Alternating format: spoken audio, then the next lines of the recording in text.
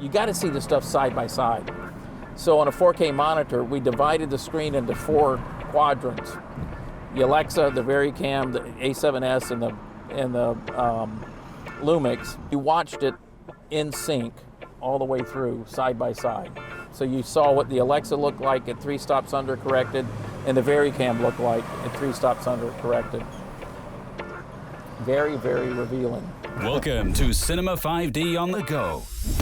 Moving conversations about moving images with filmmakers and industry leaders.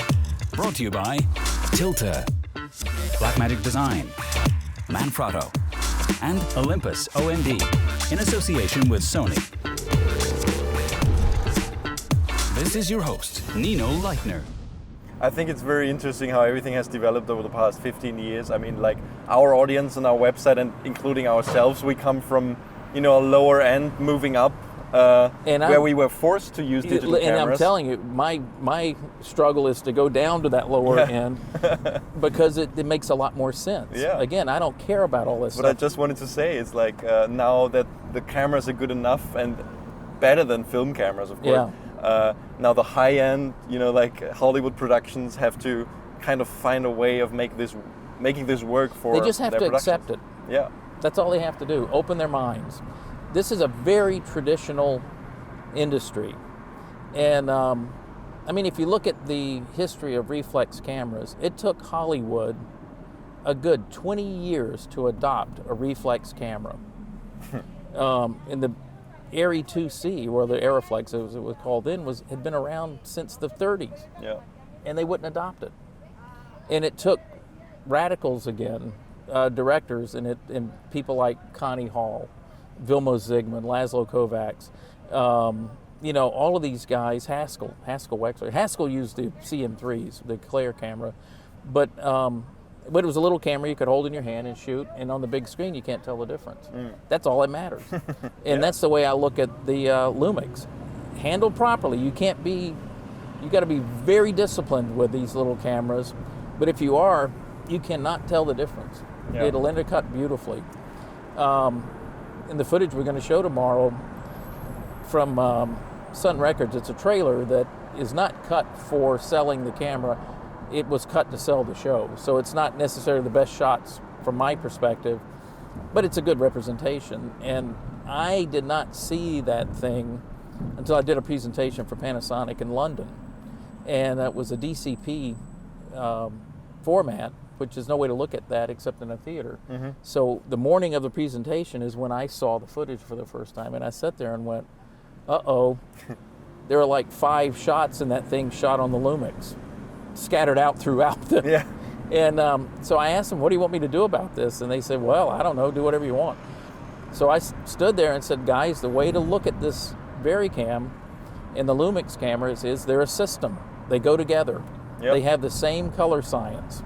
Use them, and use it with reckless abandon, but use it professionally and be very, very careful with the Lumix. And we have low light scenes. I did entire sequences with the Lumix. Matter of fact, the very first day of the shoot, the first half of the day, and this is the beginning of an 1-hour show, so it was 8 hours that the finished piece was going to be. The very first half of the first day was all shot with a Lumix. For logistical reasons, which I won't go into, but it made sense. I had proven to everybody that this camera could intercut, and it's some of the most beautiful stuff we shot on the whole show, quite frankly, because of the subject matter. What I do to convince them that the Lumix is good is when I don't have to do this anymore, but when I used to have to convince them that the Varicam was usable. All right, they get through that. Then we get to makeup and hair test. And what I'll do, and it looks really silly, but I'll mount the Lumix on the matte box of the big camera. And on top? Yeah, on top. Yeah, and frame up the 2 shots for the makeup and hair test, roll them both, and then when we put it all together, I intercut them. And I say, tell me which one is which, and nobody can. That's the other thing. You have to blind test this stuff. Yeah. If you go to it with preconceived notions, you're going to make a huge mistake. You're going to shut your brain down, and you're going to shut down all these possibilities. If you do it with an open mind and look at the images, don't look at lenses, don't look at brand names, don't look at anything, just look at the images. If you do that, you will open new portals that you never thought were there. Yeah. Are you looking forward to looking at the new camera that they have, the EVA1? I've seen it, and you know what? I think they have a market for it. It's not something that I need. Wouldn't it be something you could use instead of the Lumix for B camera for the Varicam? Maybe if it has a higher ISO. But it does have the dual. It's ISO. too big. Yeah. But they don't know what the dual ISOs are yet. Oh, they don't? They don't know what the high one is. Ah, okay. I thought they told us this morning No, it's 5,000. what I love about Panasonic is they're very cautious, and they don't want to say something that they might not be able to deliver on. Okay. So they're waiting till they know exactly what it is. And I admire that. I think that's the way they should be. But I think they're going to have a good market for it. I think there's a good market for it. What I like about the GH series is it's a camera this big. I can hide it. Yeah. I can put it in the shot. And I've done that. I can stick it in a piano, which I did on all this stuff of Jerry Lee Lewis playing the piano. We had an actor that could actually play the piano like Jerry Lee Lewis. Mm-hmm. So I put the camera right down on the keys and stuff like that you physically can't do with bigger cameras. So this is huge. This opens up windows. As a matter of fact, the director was Roland Joffe, who's a big name director. If I had said to Roland, look, we're going to shoot the whole show with this, he would have gone fine. Yeah.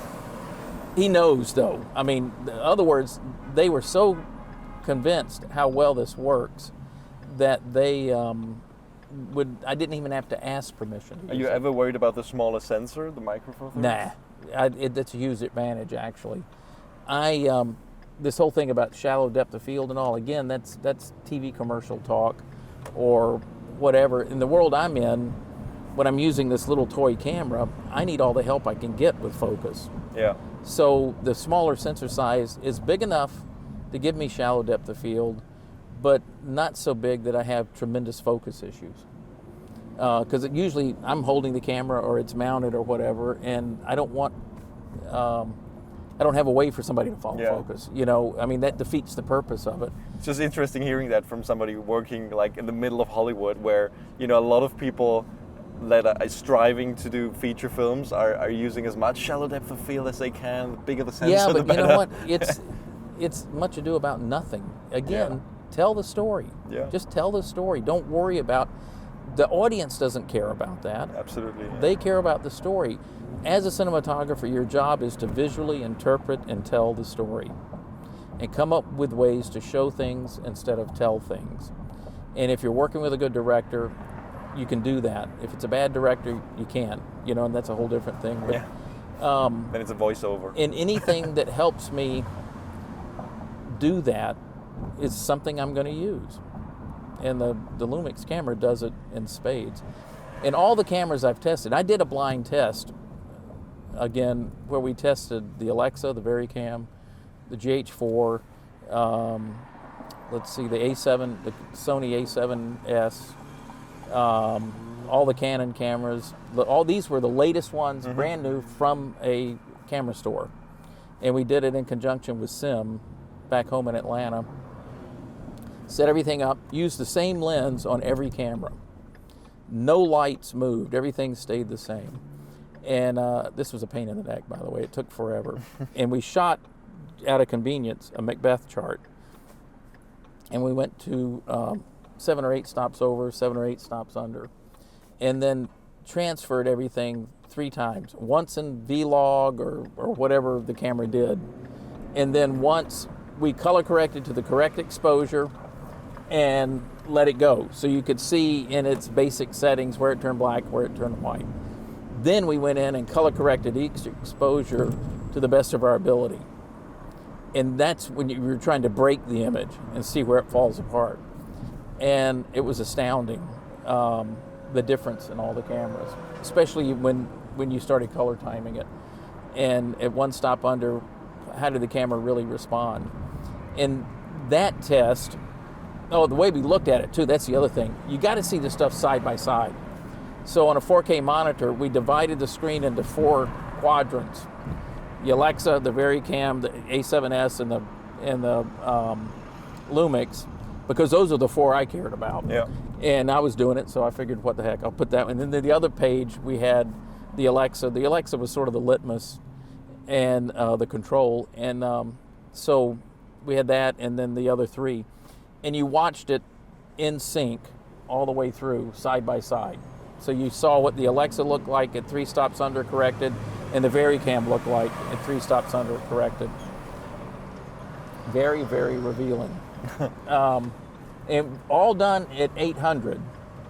The Varicam and the Lumix were in 4K. Put every camera at its best. This whole idea of testing them where all the settings are the same is ridiculous, because the settings aren't the same in the cameras. So we set every camera up to the best of its ability, where it would give us the best images it could possibly do. And then that way, I think it's a fair comparison by them not being the same. By the way, there were other cameras in this that we eliminated. In the test, we eliminated them. These were the final survivors. And I must say, the Alexa hung in there, but it was in 800, 2K. The Varicam was magnificent, and the Lumix really hung in there, and that was the GH4. So with 8-bit, like internal. In Vlog. So I haven't come to shooting this way on some philosophical notion. I've done it on a practical level. Testing. I test everything. So that's an important part of it, but you got to take the time to do it. Any rental house in the business is more than happy to let you come in and test. They love it. It helps them too. Sim opened the door, and their post facility opened the door to let us do all of this, and it helped them. They have a copy of it, and they can show it to people, you know.